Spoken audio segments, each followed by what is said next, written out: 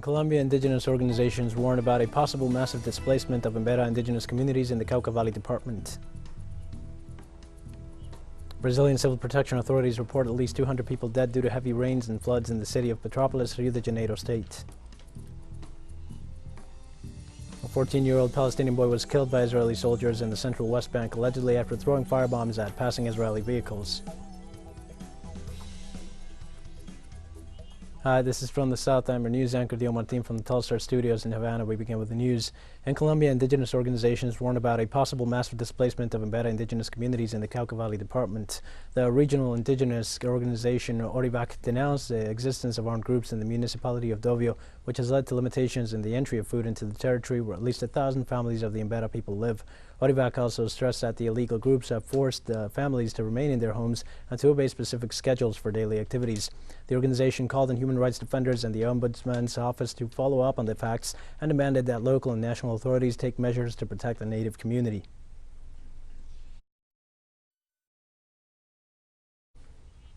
In Colombia, 2 weeks before parliamentary elections, systematic violence rises in the interior territories. Kidnappings and selective assassinations of social leaders are causing alarm among specialized agencies.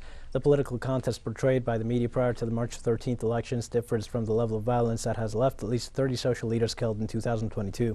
The murder of journalists and the forced displacements of peasants and natives like the Embera Nation add to the picture of violence throughout the country. These events are happening despite the early warnings issued by the Ombudsman's office, which documented the presence of armed groups and the risk of violence facing the upcoming elections.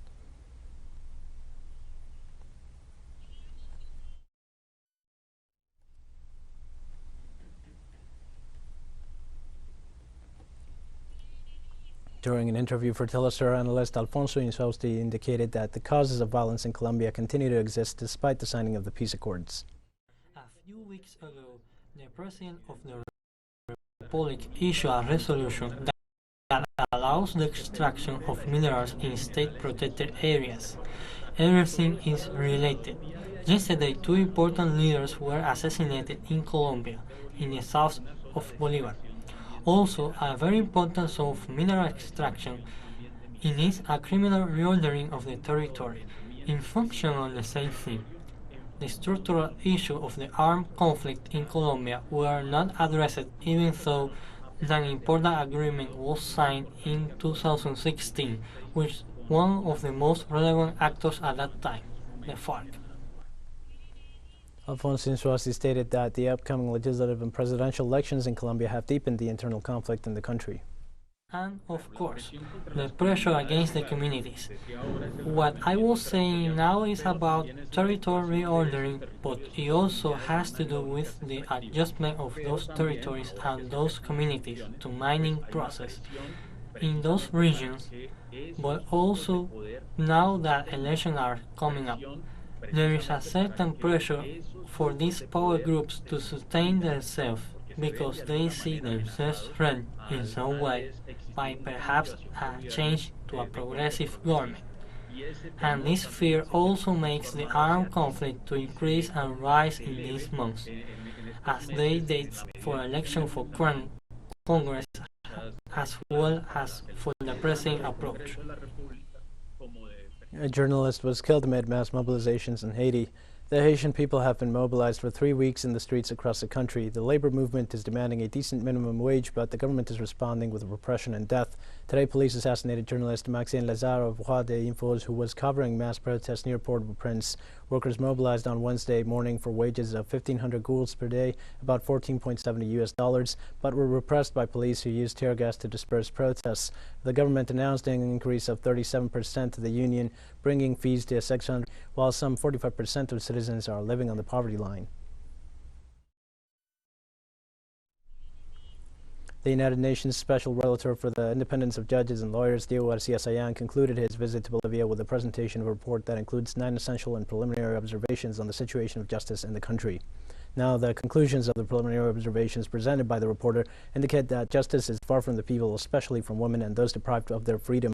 In addition, other points addressed were the justice for indigenous peoples, the law studies, and the systematic violation of human rights during the coup d'etat of 2019 and the de facto government of Janine Áñez. On that note, the relator made special emphasis on the need for victims and relatives to obtain justice.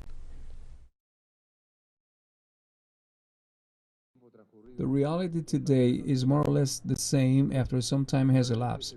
So, of course, this issue requires permanent attention. I see the situation of the victims as a situation of abandonment, and the need to solve the issues that have emerged. The physical damage, the damage to health, and the loss of life of the 36 people who have died is a matter that must be resolved right away. It is not, as in the other cases, about revenge, but about justice, and that those people that are all from the poorest, the most marginalized sectors of Bolivian society, and I perceive and I find that they are not finding justice, and I hope and I invite you to help these families to find justice. Meanwhile, the Bolivian government ratified its decision to reform the country's judicial system on the occasion of the visit of the United Nations Special Representative Diego Garcia Sayan. President Luis Arce reported that his government seeks to advance in the transformation of the country's judicial system for the benefit of the people who demand justice. Following Arce's statement, Foreign Minister Rogelio Maita issued a speech in which he highlighted Bolivia's commitment to international human rights organizations, describing the official's preliminary observations as an important input in the framework of the judicial reform process being carried out. Garcia Sayan met with Arce on Tuesday morning and presented preliminary conclusions of his mission at a press conference. We're going to take a short break now. Please join us again after this.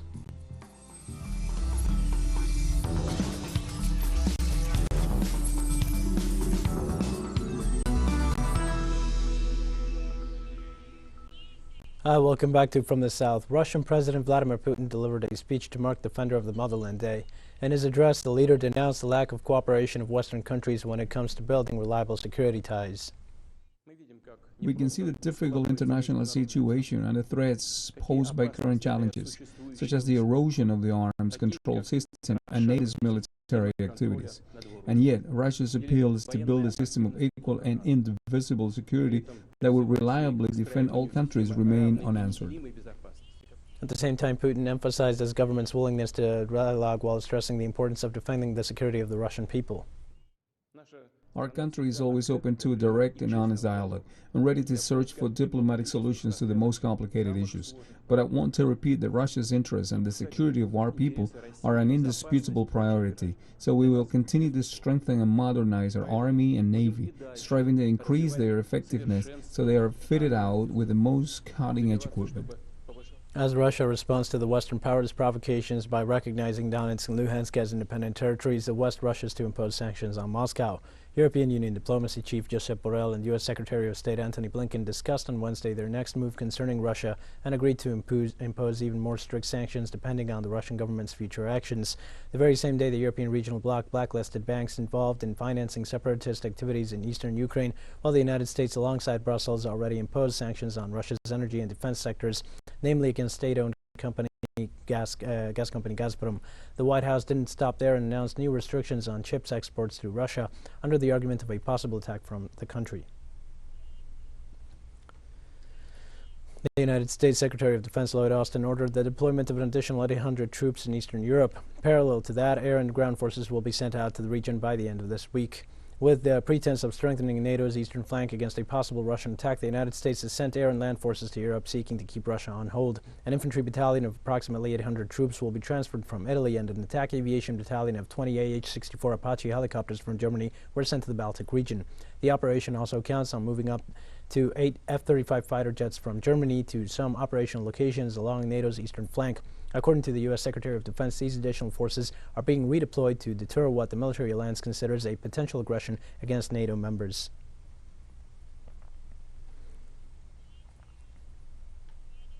Ukraine's National Security Council on Wednesday called for the declaration of a state of emergency throughout the entire country. The state of emergency would initially last 30 days with increased document and vehicle checks, among other measures. The Council's recommendation requires parliamentary approval before going into effect. Ukraine also recommended that its nationals leave Russia. In the meantime, Ukrainian President Volodymyr Zelensky signed a decree calling up reservists between the ages of 18 and 60 to serve in defense-related tasks. Kyiv urged Western nations to impose more sanctions on Russia following a sweeping round of restrictions from the United States, targeting the economy and President Vladimir Putin's inner circle. The Ukrainian president also petitioned macro-financial support from France. In southern Russia, Rostov region has been receiving an influx of people coming from Donbass amid tensions along the Russian-Ukrainian borders. Over 7,000 people had arrived in Rostov in recent days to avoid shelling and conflicts. On Monday, President Vladimir Putin signed 2 decrees recognizing the Luhansk People's Republic and the Donetsk People's Republic as independent and sovereign states. He also inked the Treaty of Friendship, Cooperation and Mutual Assistance between Russia and the LPR and DPR, respectively, with the heads of the 2 republics. Russian president ordered Russian Emergencies Ministry to organize on-site work for refugees in Rostov region as a number of people soared. The region issued a state of emergency on Saturday. Some people who fled from the 2 republics said they had been waiting to be recognized.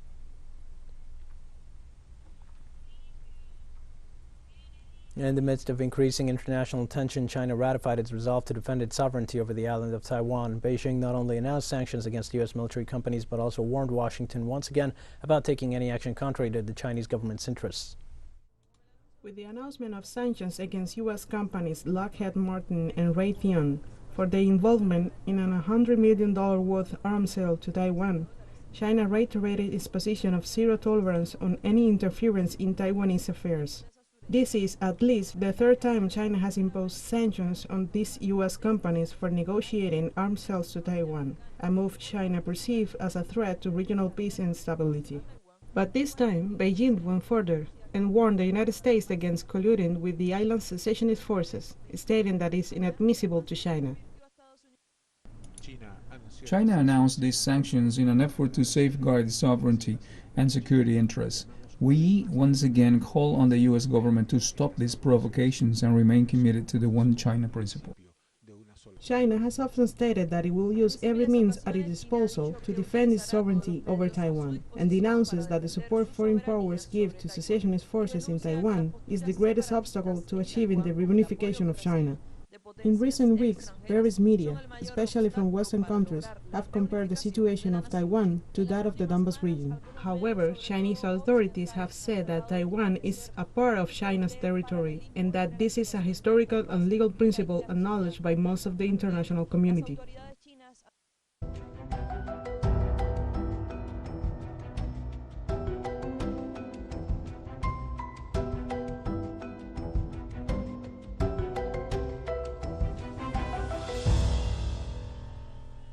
Brazilian civil protection authorities reported at least 200 people died due to the heavy rains and floods in the city of Petrópolis, Rio de Janeiro state. Firefighters and volunteers continue to clean up the areas of Petrópolis most affected in search for victims 8 days after floods wreaked havoc in the city. At this point, the authorities have little hope of finding any survivors. They also warned that the terrain is unstable due to heaps of mud and debris, so the search for victims is carried out with hands and tools and chainsaws in inaccessible areas or those of great risk. On Wednesday, the United Nations warned that the probability of forest fires devastating huge areas such as those in Australia in 2019 and 2020 or the one in South American marshland in 2020 will increase throughout this century.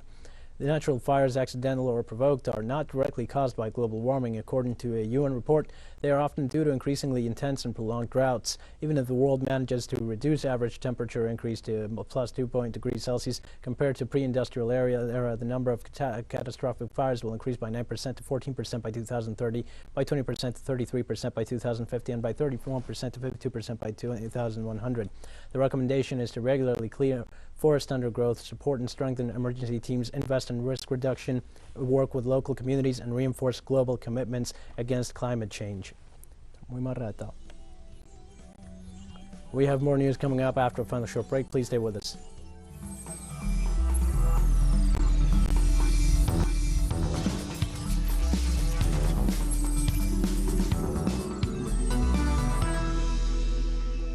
Hi, welcome back. In Palestine, the Israeli regime forces killed a 14-year-old boy near Bethlehem. The occupying troops opened fire on Palestinian citizens and then prevented the arrival of medical assistance.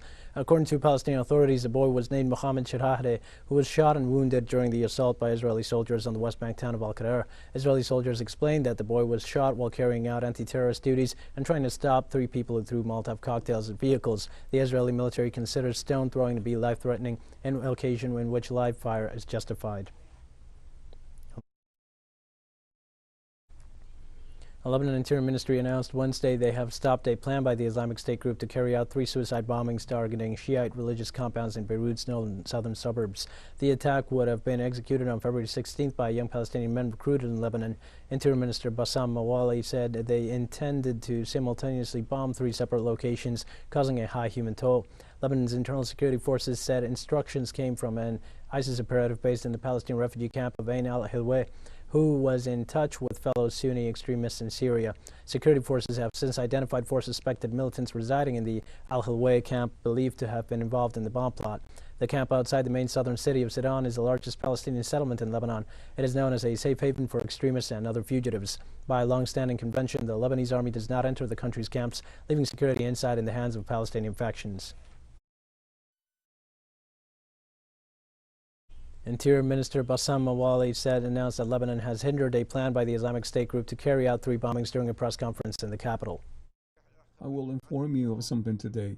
We have thwarted 3 bombing operations that a terrorist Takfiri radical extremist group's network was planning to carry out on Lebanese soil. At least 18 civilians were killed after their vehicle came under attack in part of a western Niger frequently targeted by rebel fighters. In a statement made by the country's interior minister, the attack in the Tilbury region near the Malian border was attributed to armed bandits aboard several motorcycles. The government official also said 13 of the victims were from the village of Foniganda and 5 from the village of Tizegourou. In 2021, armed groups carried out numerous attacks on civilians in the region, including a November 2nd massacre of at least 69 members of a self-defense militia. In October that year, motorcycle riding assailants killed 10 people in a mosque near Tizegourou during evening prayers.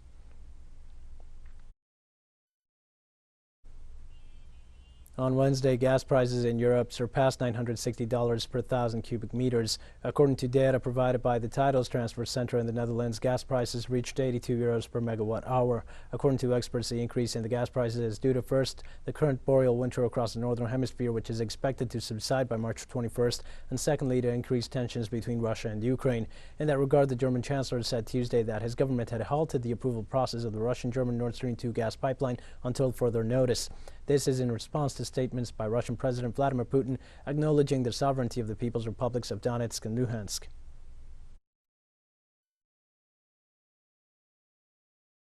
Pablo Casado, the leader of Spain's People's Party, agreed to call an extraordinary party congress that is likely to see him replaced with the long-serving president of the Galicia region, Alberto Núñez Feijóo.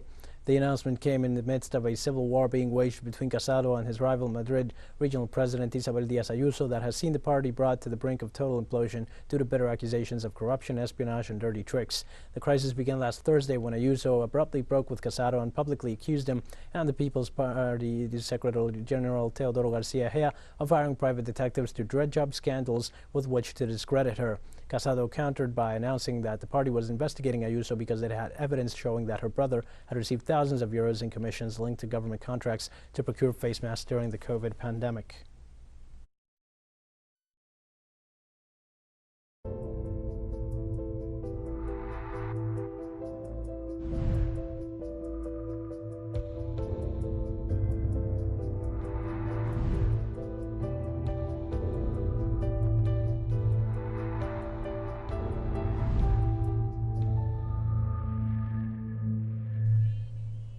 The World Health Organization established a global biomanufacturing training hub in South Korea to serve poorer countries wishing to produce their own vaccines, insulin, and cancer treatments.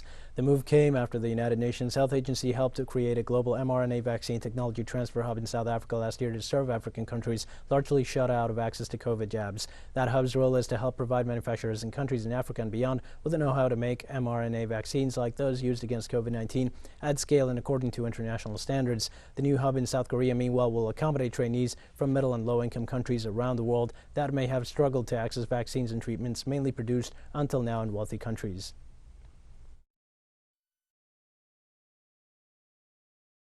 The aim of the hub is to provide a facility where manufacturers from low and middle-income countries can receive training in how to produce certain vaccines and the licenses to do so. We believe the mRNA Technology Transfer Hub holds huge promise, not just for increasing access to vaccines against COVID-19, but also for other diseases including malaria, tuberculosis, and cancer.